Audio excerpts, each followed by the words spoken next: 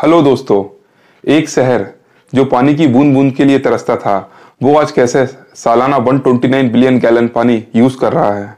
एक शहर जहां 1980 तक चलने के लिए सड़क नहीं थी, खाने के लिए पर्याप्त भोजन नहीं था, वो आज कैसे दुनिया का टॉप टूरिस्ट डेस्टिनेशन बन गया। जी हाँ दोस्तों, मैं बात कर रहा हूँ अरेबियन पेनिनसुला में बसे यूएई के एक शहर दुबई के बारे में। दुबई 18 सेंचुरी तक एक फिशिंग विलेज हुआ करता था, जो कि आज हमारे सामने अल्ट्रा मॉडर्न सिटी के रूप में सामने आया है। दुबई में luxurious mall, luxurious hotel, private island और भी बहुत कुछ है।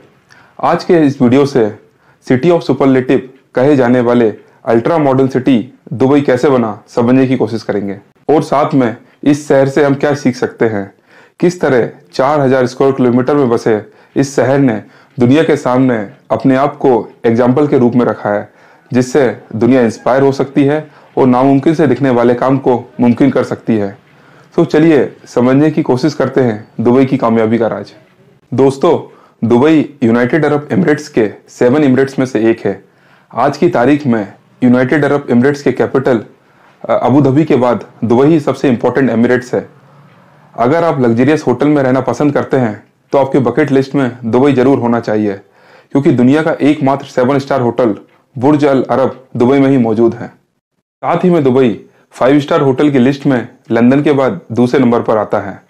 दुबई अपने सिर्फ लग्जरियस होटल और बड़े बड़े मॉल के लिए फेमस नहीं है, बल्कि आज के टाइम में दुबई में लेटेस्ट से लेटेस्ट टेक्नोलॉजी और सस्टेनेबल टेक्नोलॉजी और साथ में स्मार्ट से स्मार्ट गैजेट का भी इस्तेमाल किया जाता है, जैसे कि mega speed highway, driverless transportation facility, smart police station और इको फ्रेंडली बिल्डिंग। ये सब दुबई की टेक्नोलॉजी एडवांसमेंट के बारे में बताते हैं।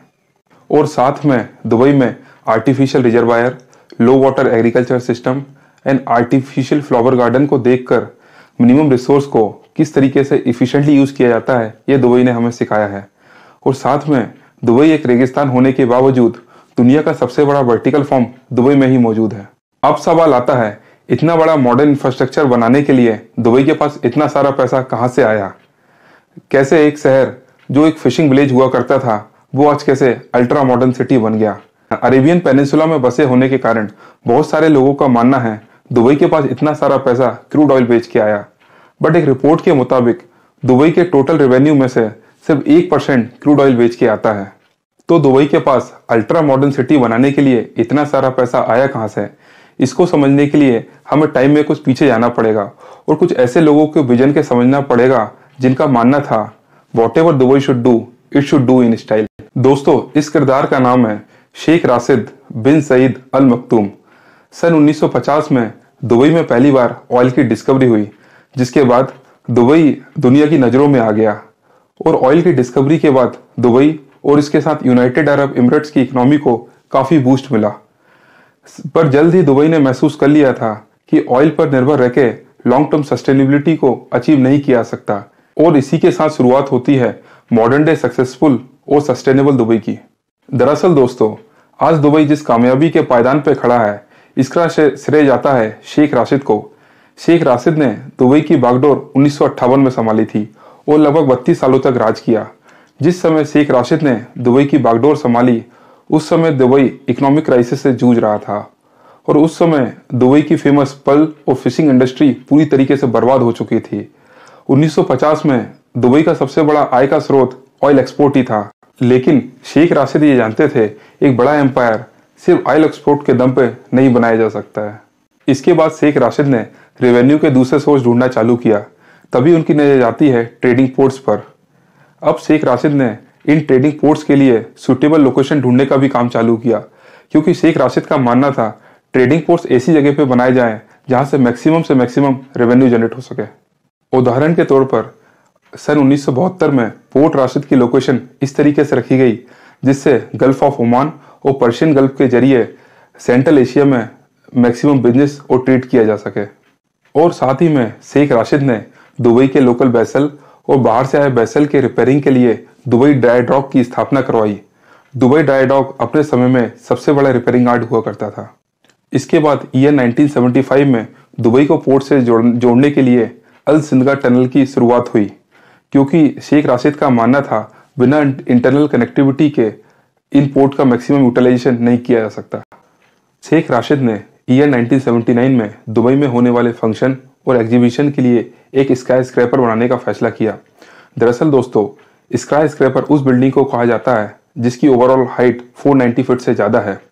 इस स्काई स्क्रैपर का नाम दुबई वर्ल्ड ट्रेड सेंटर रखा गया। ये स्काई स्क्रैपर अपने समय का मॉडर्न आर्किटेक्चर था और इसे जॉन एन हैरिस ने डिजाइन किया था।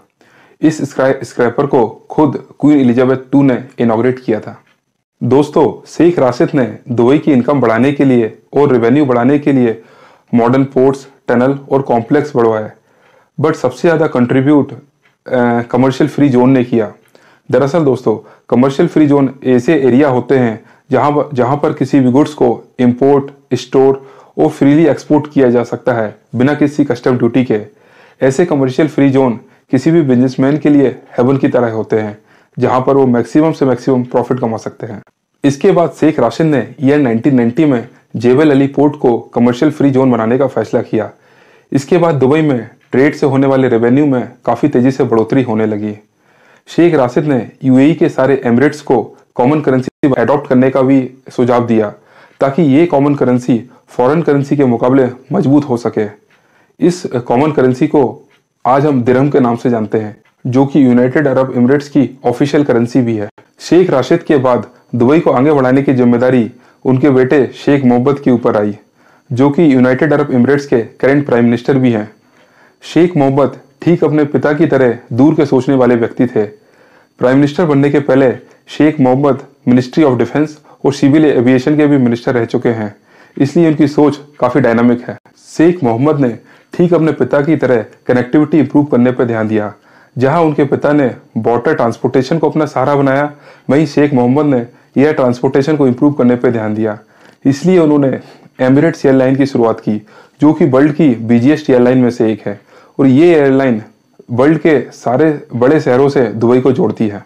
ईयर 1989 में शेख मोहम्मद ने दुबई एयर शो की शुरुआत की ताकि दुनिया भर की एविएशन टेक्नोलॉजी एक छत के नीचे लाई जा सके, ताकि इन टेक्नोलॉजी कंपनी को और एविएशन कंपनी को एक साथ ग्रो होने का मौका मिले।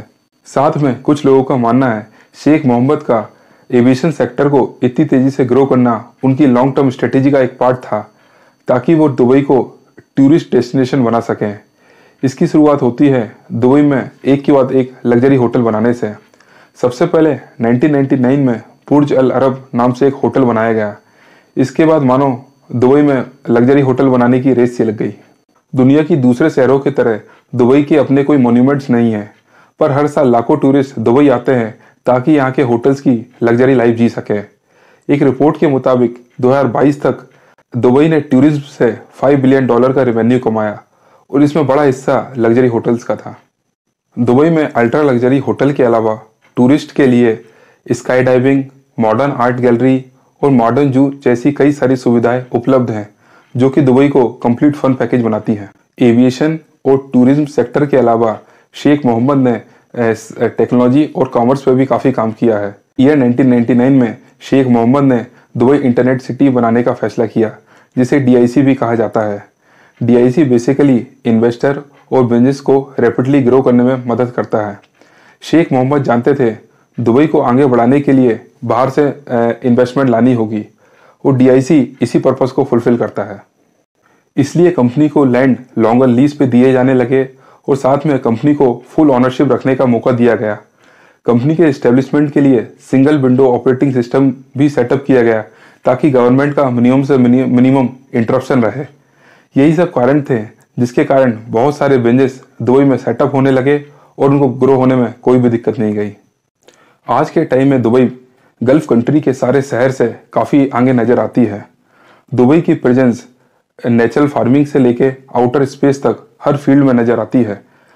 ईयर 2015 में मोहम्मद राशिद ने the Mohammed bin Rashid space centre का इनॉग्रेशन किया, जो कि मार्स के आउटर स्पेस में रिसर्च कर रहा है। शेख मोहम्मद ने अपना इंटरेस्ट सिर्फ टेक्नोलॉजी को आगे बढ़ाने तक ही नहीं रखा। आज दुबई ने स्पोर्ट्स का स्वागत खुले हाथों से किया है। आज की डेट में दुबई में हॉर्स रेसिंग से लेके हॉर्स ब्रीडिंग सेंटर तक, कार रेसिंग से लेके क्रिकेट ग्राउंड तक और सारे इंडोर और आउटडोर स्पोर्ट्स गेम के सारे ग्राउंड्स दुबई में मौजूद हैं। इन सब के अलावा शेख मोहम्मद ने दुबई की बंजर जमीन को यूजफुल बनाने के लिए वहां पर गार्डन, आर्टिफिशियल फार्मलैंड और यहाँ तक कि मिनी फॉरेस्ट डेवलप किया है ताकि वहां की बंजर जमीन यूजफुल हो सके। साथ ही में दुबई की पानी की जरूरत को समझते हुए शेख मोहम्मद ने वहां के सैलाइन वाटर को ड्रिंकेबल बनाने के लिए काफी सारे प्लांट सेटअप किए ताकि बाहर से आने वाले वाटर का इंपोर्ट कम से कम किया जा सके। इम्पॉसिबल को पॉसिबल कैसे किया जाता है, इसका जीता जागता सबूत दुबई आज हमारे सामने है। दुबई में मौजूद पाम जुमेरा आइलैंड को देखकर इस तरीके के मैन मेड आइलैंड की कल्पना भी नहीं की जा सकती थी, बट ये दुबई और शेख मोहम्मद का ही कमाल है जिन्होंने ये कर दिखाया है। इंडिया में भी काफी सारे शहर ऐसे हैं जो कि पोर्ट के आसपास लोकेटेड हैं, जैसे कि कोची और विशाखापट्टनम। अगर इन शहरों का पोटेंशियल अच्छे से पहचाना जाए और इन शहरों का डेवलपमेंट इनोवेशन के साथ किया जाए तो ये सब शहर भी दुबई की तरह ग्रो कर सकते हैं। उम्मीद करता हूँ मेरा आज का वीडियो आपको ये पसंद आया होगा। अगर आपको ये वीडियो पसंद आया है तो आप मेरे चैनल को सब्सक्राइब कर सकते हैं और मेरे वीडियो को लाइक कर सकते हैं। Thank you.